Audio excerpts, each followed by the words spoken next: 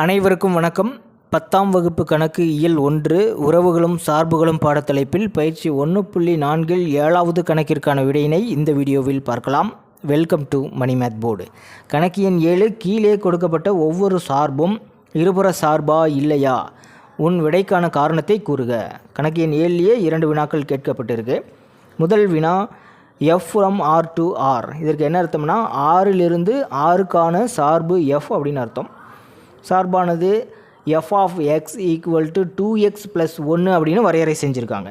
அடுத்து இரண்டாவது வினா F from R to R ஆனது F of X equal to 3 - 4x². நம்ம என்ன கண்டுபிடிக்கணும், இந்த இரண்டு சார்புகளும் இருபுற சார்பா இல்லையா அப்படிங்கிறத கண்டுபிடிக்கணும். அதற்கு முதல்ல இருபுற சார்பு என்பதற்கான வரையறை தெரிஞ்சு வச்சுருக்கணும். நமக்கு கணக்கில் இரண்டுமே மெய்யெண்களிலிருந்து மெய்யெண்களுக்கான சார்புன்னு தான் கொடுத்துருக்காங்க. இப்போ ஆறிலிருந்து ஆறுக்கான சார்பு ஒன்றுக்கு ஒன்றாகவும் மற்றும் மேல் சார்பாகவும் இருந்தால் சார்பு எஃப் ஆனது ஆறிலிருந்து ஆறுக்கான இருபுற சார்பாகும் அப்படின்னு சொல்லலாம்.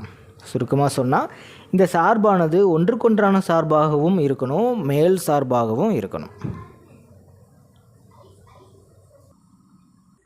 ஏயின் வெவ்வேறு உறுப்புகளை பியில் உள்ள வெவ்வேறு உறுப்புகளுடன் எஃப் ஆனது தொடர்புபடுத்தினால் எஃப் என்பது ஒன்றுக்கொன்றான சார்பு அப்படின்னு சொல்ல முடியும். இப்போ ஒன்றுக்கொன்றான சார்பின் வரையறையை மற்றொரு விதத்திலையும் சொல்லலாம். எப்படின்னா f of A1 equal to f of A2 என்றவாறு அமைந்த ஒவ்வொரு A1, A2 பிலாங்ஸ் டு ஏவுக்கும் A1 = A2 என கிடைத்தால் எஃப் என்பது ஒன்றுக்கொன்றான சார்பாகும். எஃப் ஆனது ஒன்றுக்கு ஒன்றானதா அப்படின்னு நம்ம ஃபஸ்ட்டு செக் பண்ணணும். சோதிக்கிறதுக்கு அதனுடைய வரையறை பாருங்கள். F of X equal to 2x + 1ன்னு சொல்லியிருக்காங்க. இப்போ f of x1 equal to f of x2 அப்படின்னு நம்ம எடுத்துக்கலாம்.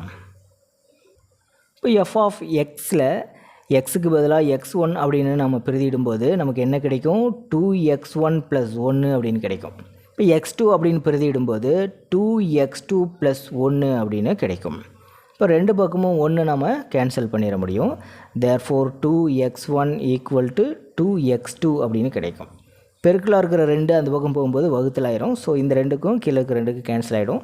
நமக்கு ஃபைனலாக என்ன கிடைக்கும்னா x1 ஈக்குவல் டு x2 அப்படின்னு கிடைக்கும். ஆகவே இந்த கண்டிஷனை இது ப்ரூவ் பண்ணிடுச்சு. A1, A2 பிலாங்ஸ் டு ஏவுக்கும் A1 ஈக்குவல் டு A2 என கிடைத்தால் எஃப் என்பது ஒன்றுக்கொன்றான சார்பாகும். இது ஒன்றுக்கொன்றான சார்பு அப்படின்னு கண்டுபிடிச்சிட்டோம். இது மேல் சார்பா அப்படிங்கிறதையும் நம்ம செக் பண்ணணும். ஏன்னா இருபுற சார்பு அப்படிங்கும்போது அது ஒன்றுக்கொன்றான சார்பாகவும் இருக்கணும் மற்றும் மேல் சார்பாகவும் இருக்கணும். இப்போ இது மேல் சார்பா அப்படிங்கிறத செக் பண்ணிக்கலாம். மேல் சார்புக்கான வரையறை துணை மதிப்பகம் பியில் உள்ள ஒவ்வொரு உறுப்பிற்கும் மதிப்பகம் ஏயில் 300 இருக்க வேண்டும். நமக்கு இந்த சார்பானது 6லிருந்து 6க்கான சார்பு, அதாவது மெய்யெண்களிலிருந்து மெய்யெண்களுக்கான சார்பு. துணை மதிப்பகம் ஆர் அப்படின்னு எடுத்துக்கிட்டோம்னா அதனுடைய 300 கண்டிப்பாக மெய்யெண்களில் ஒன்றாகத்தான் இருக்கணும்.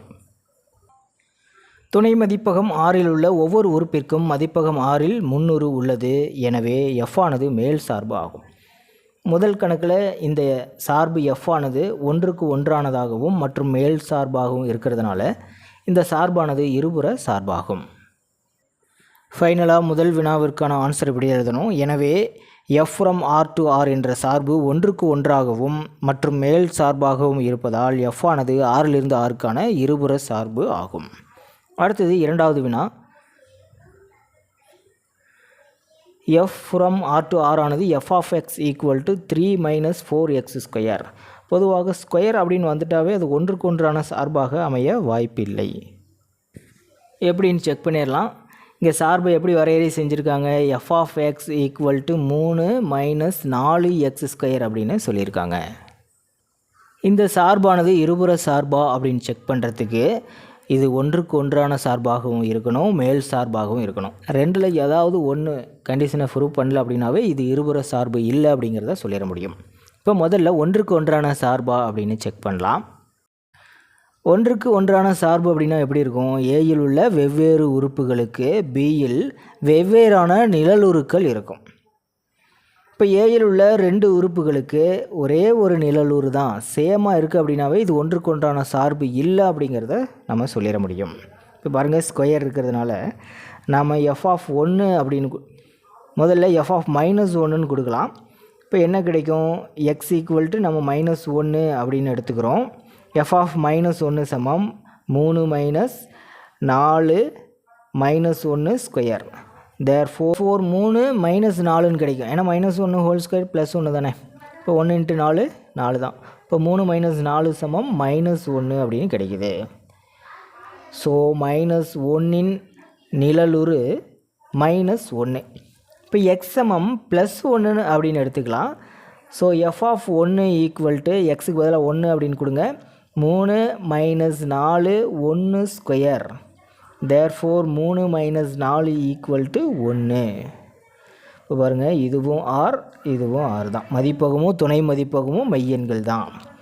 இப்போ நம்ம 1 அப்படின்னு கொடுத்தோம், நமக்கு ஆன்சர் என்ன கிடைச்சிது? அதாவது நிழலுறு -1 தான் கிடைச்சிது.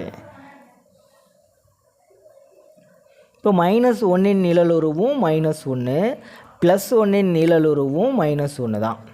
ஒன்றுக்கு ஒன்றான சார்பு அப்படிங்கும்போது எப்படி இருக்கணும்?